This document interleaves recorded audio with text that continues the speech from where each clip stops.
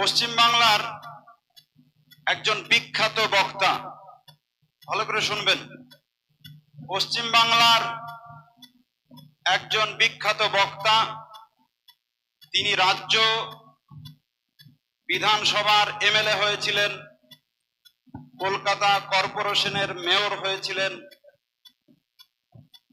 এবং পার্লামেন্টের এমপি হয়েছিলেন। সেই বক্তাটার নাম কি? কে বলতে পারবেন? আবার বলছি, পশ্চিম বাংলার একজন বিখ্যাত বক্তা, যাকে বাগ্মী বলা হতো, তার বক্তব্যে মোহিত হয়ে যেত মানুষ।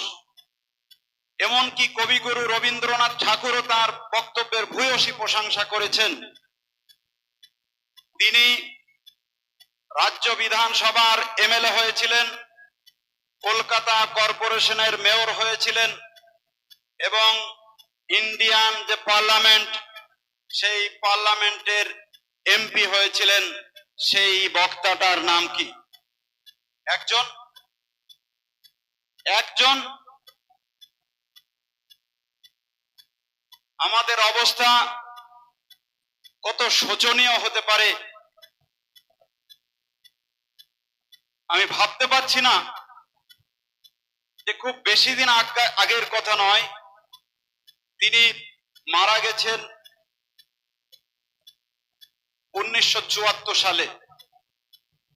আরেকটু আপনাদেরকে সহজ করে দিচ্ছি, তার বাড়ি মুর্শিদাবাদ জেলায় সালার থানার মধ্যে। আমরা আমাদের ইতিহাসকে কিভাবে ভুলে গেছি বুঝতে পারছেন? তার নাম হচ্ছে সৈয়দ বদরুদ্দোজা। সৈয়দ বদরুদ্দোজা তিনি এত বড় তাবড় নেতা ছিলেন, যখন নেতাজি সুভাষ বোসকে ব্রিটিশ পুলিশ অ্যারেস্ট করেছিল, সৈয়দ বদরুদ্দোজার নেতৃত্বে থানা ঘেরাও করা হয়েছিল এবং ব্রিটিশ পুলিশের হাত থেকে নেতাজি সুভাষ বোসকে ছাড়িয়ে আনা হয়েছিল, সেটা সৈয়দ বদরুদ্দোজার নেতৃত্বে। এবং যখন শেরে বাংলা একে ফজলুল হকের মন্ত্রিসভা গঠিত হলো, সেই মন্ত্রিসভাকে স্বাগত জানানোর জন্য কবিগুরু রবীন্দ্রনাথ ঠাকুর শান্তিনিকেতনে তাদের আয়োজন করেছিলেন।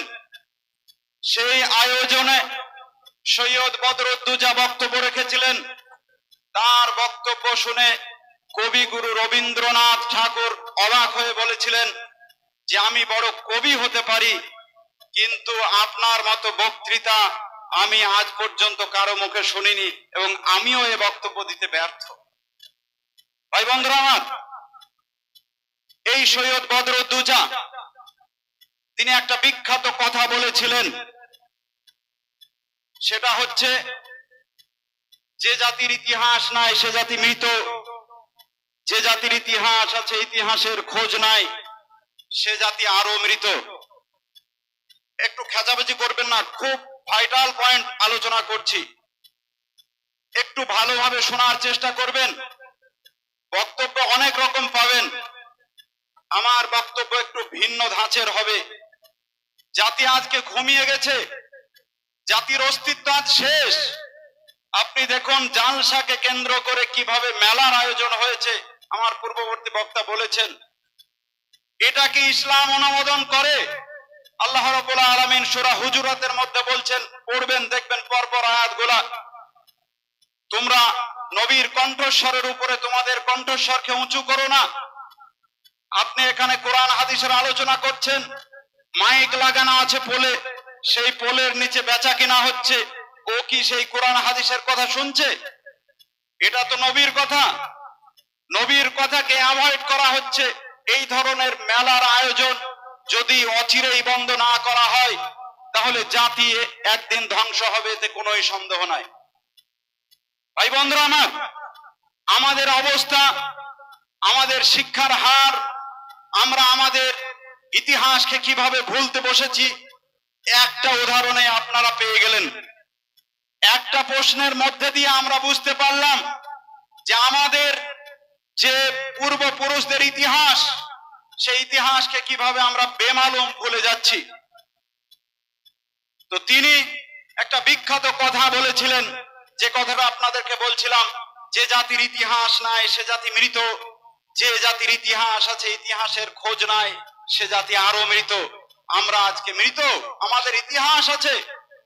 মুসলমানদের একটা যুগ যুগ ধরে হাজার বছরের ইতিহাস সারা পৃথিবী ব্যাপী, অথচ আজকে মুসলমান তাসের আড্ডায়, মুসলমান জুয়ার আড্ডায়, মুসলমান গাঁজা আড্ডায়, মুসলমান হাজারো অপকর্মে লিপ্ত, মুসলমান আজকে সুদে ঘুষে বিভিন্ন রকমের অপকর্মে, যেগুলা ইসলাম অনুমোদন করে না, সেই সমস্ত কাজে মুসলমানরা আজকে লিপ্ত হয়েছে। তাই বন্ধুরা আমার, আপনি ভাবতে পারবেন না, যখন সারা বিশ্ব জ্ঞান বিজ্ঞানের চরম শিখরে অবস্থান করছে, যখন ইউরোপের দেশগুলো এগিয়ে যাচ্ছে, যখন আমেরিকা বিশাল পজিশনে এগিয়ে যাচ্ছে, যখন ইসরায়েল, যে ইসরায়েলের যদি দেশটা আপনি 1945 সালের আগের ম্যাপ দেখেন, তাহলে পৃথিবীর মানচিত্রে ইসরায়েল বলে কোনো দেশ ছিল না। তারা একটা ভূঁইফোড় মানে দেশ, তারা তাদের শিক্ষা দীক্ষায় তারা এতটাই ডেভেলপ করেছে, সারা পৃথিবীতে সবচাইতে বেশি নোবেল প্রাইজ পেয়েছে তারা। সারা পৃথিবীতে সমস্ত সেক্টরে তাদের ব্যবসা চলছে, সারা পৃথিবীর সমস্ত জায়গায় তাদের হাত আছে, ব্যাংকিং সফটওয়্যার থেকে শুরু করে সমস্ত জায়গাতে তারা প্রভাব বিস্তার করতে সক্ষম হয়েছে। কি জন্য হয়েছে? একমাত্র শিক্ষার কারণে।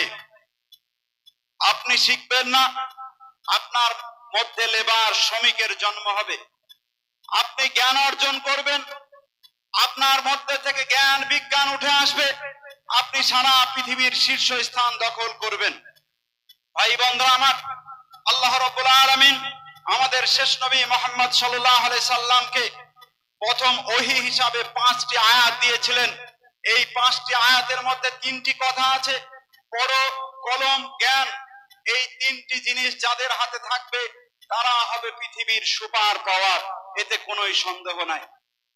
ভাই বন্ধুরা আমার, আজকে আমাদের যে অবকাঠামোগত উন্নয়ন, সৌদি যাচ্ছেন, বিদেশে কাজ করছেন, টাকা হচ্ছে, সেই টাকা দিয়ে আপনারা বাড়ি তৈরি করছেন, জমি কিনছেন, বিশাল বিশাল প্রতিযোগিতা চলছে বাড়ি করার।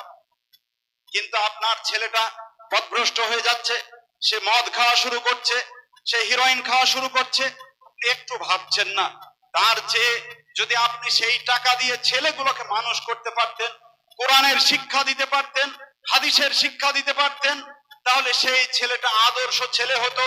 তাকে আল্লাহ রাব্বুল আলামিন রুজি তার ভাগ্যে যেটা লিখেছেন সেটা সে অবশ্যই পেয়ে যেত। আপনার ছেলেটা হতো আদর্শ, কিন্তু আপনি শিক্ষায় খরচ করলেন না, স্বাস্থ্যে খরচ করলেন না, অবকাঠামোগত উন্নয়ন করলেন, যে উন্নয়ন ইসলাম সমর্থন করে না। বলবেন কেন? আমরা উমর রাদিয়াল্লাহু আনহুর নাম শুনেছি তো ভাই? কে ছিল বলেন তো, কে ছিল? উমর রাদিয়াল্লাহু আনহু দ্বিতীয় খলিফা, তিনি দেশের শাসক। আজকে যেমন আমরা নেতানিয়াহুর কথা আমরা জানি, আমরা পুতিনের কথা জানি, আমরা বারাক হোসেন ওবামার কথা জানি, বুশের কথা জানি, তার চেয়েও তিনি বড় মাপের একজন শাসক ছিলেন। কিন্তু তার কোনো প্রাসাদ ছিল না।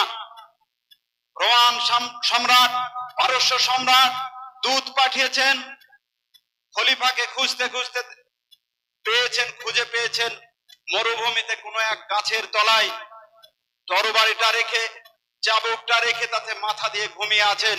তারা এসে অবাক হয়েছে যে কি ব্যাপার, আমাদের রাজা বাদশারা তো অনেক প্রহরী সঙ্গে থাকে, অনেক গার্ড থাকে, কিন্তু আপনার দেখছি কিছু গার্ডই নেই, আপনার কি কেউ শত্রু নেই? ওমর রাদিয়াল্লাহু আনহু বলেছিলেন যে আমার শত্রু কেউ নেই। তারা কমেন্ট করেছিল যে আপনি সুশাসন প্রতিষ্ঠিত করেছেন, আপনি কারো অবিচার করেননি, সেই কারণে আপনি এখানে মুক্ত অবস্থায় একাকী থাকতে পেরেছেন। তাদের কোনো অট্টালিকা ছিল না, অর্ধ পৃথিবী করেছো শাসন, ধুলার তখ্তে বসি, খেজুর পাতার প্রাসাদ তোমার বারে বারে গেছে খুশি। ভাই বন্ধুরা আমার, বলবেন হয়তো তাদের তো টাকা পয়সা ছিল না, তারা করতে পারেনি। আপনি অবাক হবেন, মিশরীয় সভ্যতা, তারপরে পারস্য সভ্যতা, রোমান সভ্যতা, অনেক প্রাচীন সভ্যতা, সেই সভ্যতা 5000 বছরের সভ্যতা, 4000 বছরের সভ্যতা, তাদের বড় বড় অট্টালিকা ছিল, কিন্তু মুসলমানরা তাদের কাছ থেকে প্রযুক্তি নিয়ে তারা অট্টালিকায় মেতে ওঠেননি, তারা মেতে উঠেছেন শিক্ষায়।